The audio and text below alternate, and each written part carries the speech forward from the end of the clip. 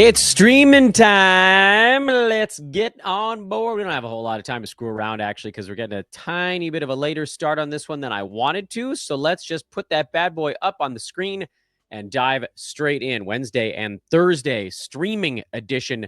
If you're in your head-to-head playoffs, this is really a head-to-head centric show, but I realize that's also most of you. So 26th and 27th of March, we'll knock them out right now. Follow Dan Vesperis. That's me on Twitter. Old Man Squad on Blue Sky.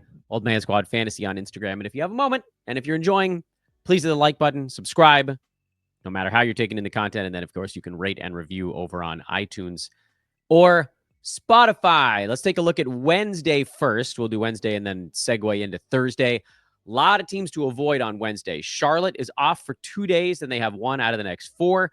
So, again, game on, then another day off at the end of that. Detroit is off for 2 days, and then they actually are in the midst here of a 2 games over 7 days stretch. The Pistons have the worst schedule of all here coming up. Warriors are off 2 days with a 1-4 and a 2-6 on their schedule. And then thinking back to our show from Monday, when we covered Monday and Tuesday, Minnesota and New Orleans are still off for 2 more days. Remember, we talked about them on the Tuesday part because they were off for 3 days in a row. And then the slightly less obnoxious schedule belongs to Atlanta, Houston, and Portland. They have 1 game over 4 days, but that game is on Thursday, tomorrow, and then they have 2 days off. So if you wanted to on those 3 teams, you could hold on and see it through a little bit further. So the ones you really wanted to get off of were Minnesota and New Orleans yesterday, and then Charlotte, Detroit, Golden State. Those are the teams that have the worst schedules starting today. 4 teams to target today. The best schedule on the board belongs to the Washington Wizards. They have a back-to-back today and tomorrow. 3 out of 4, 4 out of 6, and 6 out of 9. Another back-to-back at the tail end of a 9-day stretch for the Wiz. And nobody beats me. Indiana, back-to-back, 3 out of 4, 4 out of 6. Lakers, back-to-back, 3 out of 4, and 4 out of 6. Same schedule as the Pacers. And then Brooklyn does not have a back-to-back today. Their back-to-back actually is coming up after the day off. So they have 1 on, 1 off, and then 2 in a row. They also have 4 out of 6. So kind of a distant 4th option if you were looking to add some players, because I think there should be enough for you to do with Washington, Indy, and Los Angeles. Players to target on Wednesday tonight. Trying to make sure we get the days straight here, because this show is supposed to have a 2-day shelf life. Tonight, if you're looking at Washington, you want to get in on them, especially if you can hold for all 9 days. Tristan Vukcevic is probably the most interesting of the players. He did have 1 game where he just basically didn't play until the very end, but mostly he's been in the 20s in minutes lately. Pretty good source of blocks. He's a really tall dude. He will score when he plays, somewhere probably in the 9 to 14 range. If you get more than that, count your money. If you get less, you hope that he evens it out in the next one. Bub Carrington is probably the second most reliable, maybe even a slightly higher floor, but his game doesn't translate to 9-cat nearly as well. You're going to get some rebounds, 4 or 5 rebounds. You're going to get 4 or 5 assists out of him when he's playing full starters minutes. You're not going to get a whole lot else. You might get some points if he's in the mix. You can't rely a ton on defensive stats. You really can't rely on percentages. So you have to be sort of hard targeting 2 things and not caring about the damage he might do elsewhere. And then the recent addition to the mix in Washington is A.J. Johnson, who's kind of taken over a bit as more point guard-y, with some points and mostly kind of leaning into assists. I'm not fully sold on the A.J. Johnson thing yet, although his minutes have been oddly safer than the other guys. So he's out there if you wanted to take a shot. Indiana has 5 potential streamers. Many of them will be on rosters. Bennedict Mathurin being the best for free throws and points. Aaron Nesmith for percentages, threes, and steals. Those guys might be rostered in your league. Andrew Nembhard might also be rostered. He shouldn't be, because he's been pretty bad when Tyrese Halliburton's around, but he's a source of points and assists. And then the 2 Pacers that probably are not rostered in your league, Obi Toppin, if you want some field goal percent with some threes mixed in, kind of an interesting combo. Doesn't hurt your field goal percent, but can get you 1 to 2 3-pointers. And TJ McConnell also won't hurt your field goal percent all that much and will get you a few assists. Then you kind of have to hope you catch him on a good steals day. He might even be able to get you those as well. The Lakers streamers have diminished greatly with the return of LeBron James and the return of Rui Hachimura. The one that I would really consider would be Jackson Hayes, who's a big field goal percent bump. He'll probably get you 4 to 7 rebounds. He'll probably get you 1 block. So kind of like a half measure in those. Dorian Finney-Smith is the alternate Laker and not a very good one, but he's likely to get you 1 to 2 3-pointers a game if you don't rely on much beyond that. And then the Brooklyn Nets, because if everybody's playing 22 minutes, then everybody gets to do something. Zaire Williams is probably the best streamer on the Nets for threes, points, and steals because his minutes have been relatively consistent and his role has been oddly consistent in that range as well. But you're going to get some games mixed in there where both D'Lo and Cam Johnson are playing, and those are going to be games where Zaire probably does a little bit less. Day'Ron Sharpe is out, so he is not on the streaming board anymore. I wanted to list that just in case you guys missed it. Trendon Watford has been a stream lately for points, and that's kind of it. And then Keon Johnson has been a stream for a while now, mostly in steals. That's kind of been the big thing for him. Whew, that was Wednesday. We're going lightning round style today, but we're not going to speed through a mention of our proudest partner, and that's our friends over at Bet Online, the world's most trusted betting platform and your number one source for betting on all the madness. It's March Madness. It's March 26th. I know it extends into April. You don't have to tell me. Sweet 16 is coming up. So even if your bracket is busted, BetOnline has more ways to stay in on the action with a $50,000 free to enter Sweet 16 bracket and live betting on every remaining tournament game. BetOnline has the largest selection of odds on everything: college basketball, NBA, MLB, NHL, MMA, and that's why they continue to be your number one sports betting source. So, from every Cinderella story to hat trick, BetOnline has you covered with odds, stats, and more on every game, every play, and every win. BetOnline, the game starts here. Let's go to Thursday. It's a little bit of a simpler day. Tomorrow, I guess if you're listening to it on Thursday, it would be today. But as I'm recording it here on Wednesday, I would argue that the Celtics are really the only team that has an sort of eminently avoidable schedule, because they're one of only two teams that has only one game left the rest of the week. The other one is the Denver Nuggets, but the Nuggets play Friday, so you could hold a Nuggets streamer through Friday, like if you had Russ or Peyton Watson or something like that. And then they're off for the weekend, and you could pivot to somebody who goes back-to-back over the weekend, which I think there's a couple of options there. I know there's at least one. Boston, on the other hand, they have their lone game left on Saturday. So if you waited through the 2 off days, the best you could do is use a move on the very last day. Instead, I would strongly recommend moving from a Boston Celtic to a Cleveland Cavalier, a San Antonio Spur, or a Utah Jazz member. Philly has kind of a medium clunky schedule, but they have the weekend back-to-back. So they're off for 2, then on for 2. So if you do drop your 76ers, you're probably not going to get, do drop. How pleasant. You're probably not going to get a big games bump. Best you're going to do is add 1, where with Boston and even Denver, if you wanted to move off of your Nugget streamer, you could add 2 games the rest of the week with Cleveland, San Antonio, or Utah.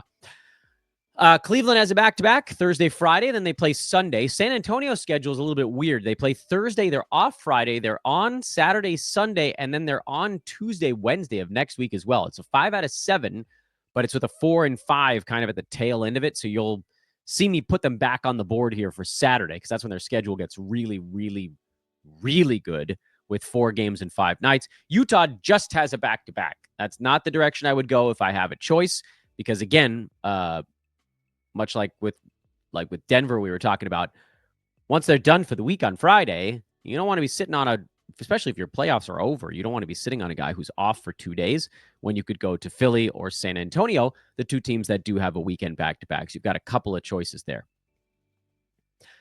Let's take a commercial break, and then I'll tell you who to pick up for Thursday.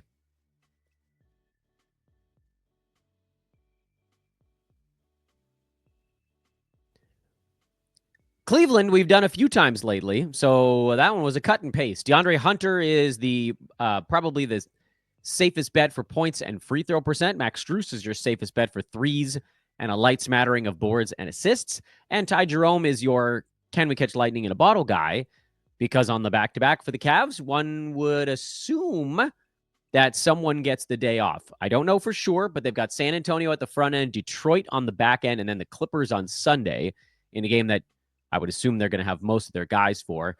San Antonio feels like a day they could rest either Donovan Mitchell or Darius Garland. I don't know that they would rest him in the Detroit game, because I don't know. I think they kind of want to win that one. But if they did, you might see them flip-flop them, and then maybe Ty Jerome gets 2 games where he kind of gets to cut loose. Otherwise, he would kind of be my third choice. So again, if you have to make a move a day in advance, he would not be my preferred target. If you can wait right up until the buzzer on Thursday and then find out that he's, I don't know. I mean, we're not looking for him starting or anything. We just look for one of the main guys to be out.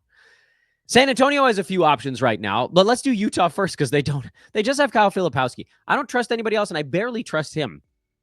But I do think Walker Kessler is going to be out for one half of Utah's back-to-back, so you're probably going to get one big Filipowski game and then one bad one, and you mush them together, and it ends up being a pretty good 2-day stream. But again, like, don't use a move to Utah because you have to use another one on Saturday, and we don't have that many moves with how many guys getting ruled out this time of year.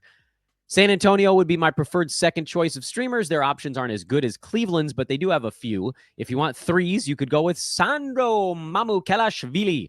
He's been hitting a lot of threes. I'm not going to explode for 31 points anytime soon, but a couple of ball game would work. Julian Champagny is a pretty good source of steals for the Spurs right now. Keldon Johnson is an excellent source of points and rebounds.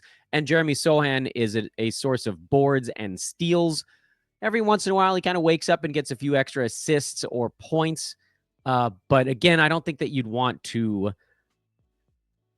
If you end up going with Sohan, don't expect him to help you in those. Just be pleasantly surprised if he does. And then again, like, who knows who gets days off? You're trying to make these pickups based on who you think is going to play in all the games. And, you know, it's like for Cleveland, I think DeAndre Hunter's going to play in all the games. I think Ty Jerome's going to play in all of them. I don't know about Max Strus. He probably will, but it's hard to say. San Antonio, if anybody's going to get a day off, it would be Sohan. But again, it's kind of like, maybe you get them all going in every game. As I talked about on Monday, and I'll try to give a little bit of a strategy update at the end of each of these streaming episodes. By the time you get to Thursday, you should hopefully still have 2 moves left. And we talked on Monday about using 2 moves early in the week, 1 midweek, either, which again, I'm hoping is Thursday. If nobody got freak hurt on your team, Monday, Tuesday, or Wednesday, I don't know what's going to happen tonight. Something could happen tonight. Then you can use 1 more move on Thursday because we have this opportunity to turn a 1-game week, if you have a Celtic or whatever, or even a Nugget, into a 3-game rest of the week. If you decide to hold on to your Denver Nugget through their game on Friday, just know that looking at Saturday, your choices we talked about already, San Antonio and Philadelphia, maybe you like those streaming options better. So that's another thing you could do to hold on to that move. But if you can get a 2-game bounce, I think I would use 1 move on Thursday. And then you want to have a move left over for someone who will almost undoubtedly get hurt on Wednesday, Thursday, or Friday. And then you can replace them, hopefully, preferably, with somebody that still has 2 games left the rest of the way. So that's the goal every time we use a move, is to add 2 games to the ledger. And it's why early in the week I said, if you have a guy who gets ruled out, who's questionable, he's a game time call, and he doesn't play on Monday, don't blow a move dropping that guy. You're going to need those moves for something else. If that player only ends up missing the 1 ball game, it really doesn't hurt you that much because your opponent's going to have a bunch of guys that miss 1 game this week also. It's the guys that are going to miss 2, 3 games you must replace. It's the opportunity when your schedule lightens up for one team and thickens up for another to add 2 games to the rest of this week. Or if you went with the Wizards, maybe you get 3-game bounce over those 9 days. Some team that's playing 3 games over 9, you can pivot to a team that has 6 games over 9. So you're looking for these opportunities to add a bunch of games played, but also giving yourself that flexibility later in the week, Friday, basically, to abandon ship on someone who gets hurt. I'm not really a fan of saving a move until Sunday in head-to-head playoffs, because the best you're going to do is add 1 game. I want to, look for someone on your team that's not playing over the weekend and replace them if you're in your finals. And if you're not in your finals, you can keep lawn streaming. You can keep looking for these teams that have the better longer-term schedule, like the Wizards, like, when we'll get there in a little bit, like San Antonio that has 4 games over 5 days starting on Saturday. And they're not the only one. There are other teams that have decent schedules that start a little bit later on, but we're going to do that on our Friday streaming show because this one is officially Dunzo. I'm Dan Bespers. Thanks for watching. Please subscribe to the channel, Old Man Squad Fantasy Basketball. If you found us here at the end of the season and we're helping get you to your fantasy title, I would really appreciate it if you stuck around and subscribed and joined us all off season long and into next year when we're going to have double or even triple as much draft coverage as we did this year. It's going to be I believe the term is hootenanny. Yeah. It's going to be a real wingding around these parts. Other thing I wanted to mention, tomorrow on Thursday, we will have the recap show. We'll also have kind of a specialist show. Not a specialty show would be the better word for it. Just something that's not streaming. We'll talk about either pickups or drops. We'll talk about winners and losers. We did a show yesterday on the biggest, most impactful draft day selections. We might do that on some of the flyers who panned out there. And just kind of a look back. We'll get some look backs going. We'll get some look aheads going as we start to kind of transition our brains into, what did we learn mode, which is going to be largely in the off season. I got to save content for half of April, May, June, and July because them's dry months, but we ain't taking a break. I did this one in under 20 minutes, everybody. Heroic effort all the way around. Everybody give yourself a pat on the back, and I'll see you guys again tomorrow. I'm Dan for Old Man Squad. I'll see you later.